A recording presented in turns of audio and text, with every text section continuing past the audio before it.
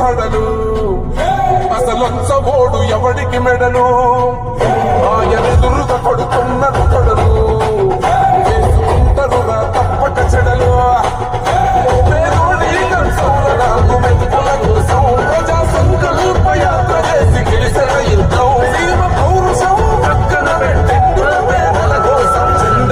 కట్టడమే మీ agenda జనగుండెల గుడి కట్టడమే Jagan agenda